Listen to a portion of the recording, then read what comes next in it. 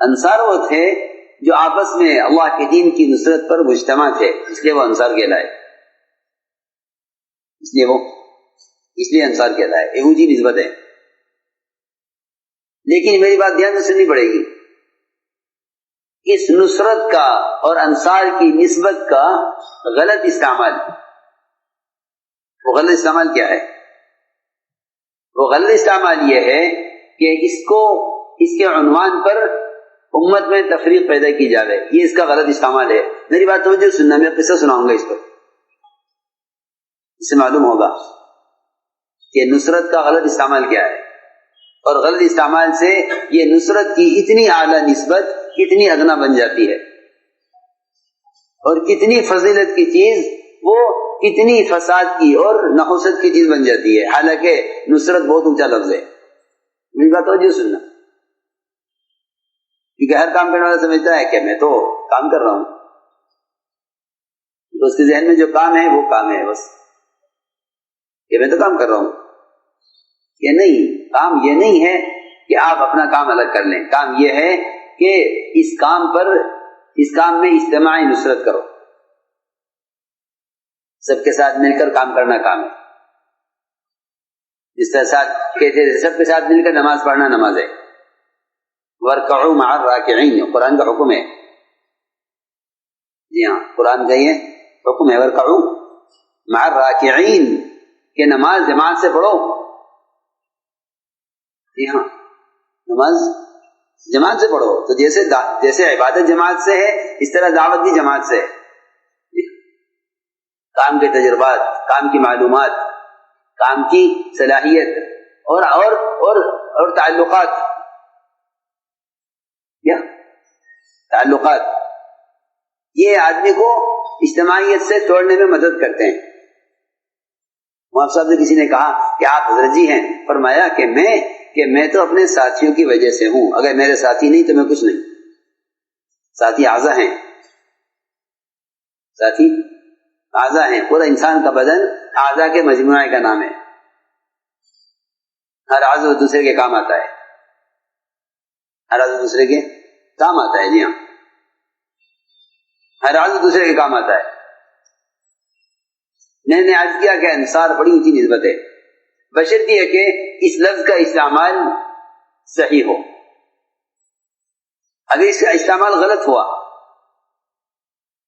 تو جتنا یہ نام اونچا ہے اور جتنا یہ نام فضیلت والا ہے، اتنی ہی یہ نام ادنا ہو جائے گا۔ میری بات دھیان سے سننا، ایک انصاری ایک مہاجری، دونوں کے درمیان پانی کے کنویں پر یا چشمے پر لڑائی ہو گئی، تو پہلے بھرے میں پہلے بھروں، سنو، سفر میں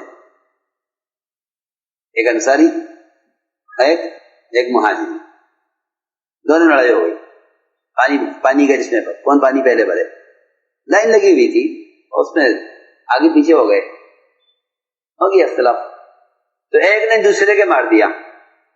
تو میں عرض کر رہا تھا کہ ہجرت اور نصرت یہ بہت اونچی نسبتیں ہیں، بہت اونچی نسبتیں ہیں، مگر جب اس اعلیٰ نسبت کو دین سے ہٹ کر ذات کے لیے استعمال کیا گیا، دین سے ہٹ کر ذات کے لیے، میری بات بہت غور کرنی پڑے گی، دین سے ہٹ کر استعمال کیا گیا اس کے لیے، اپنی ذات کے لیے، وہ کیسے ہوا؟ کہ وہ ایسے ہوا کہ جب ان میں دونوں میں لڑائی ہوئی پانی پر، تو انصاری نے اپنی مدد کے لیے انصار کو آواز لگائی، یا للانصار یا للانصار۔ سنو، یہی لفظ ہے جو آپ نے احد میں اعلان کیا، یا للانصار، اور یہی لفظ ہے جو انصاری نے کہا، کوئی فرق نہیں ہے دونوں میں۔ سنو، غور کرنے کی بات ہے بہت، کوئی فرق نہیں ہے، یہی آپ نے فرمایا، یہی انصاری نے کہا۔ آپ نے فرمایا یا للانصار کہ تم مجھے چھوڑ کر کہاں بھاگ رہے ہو؟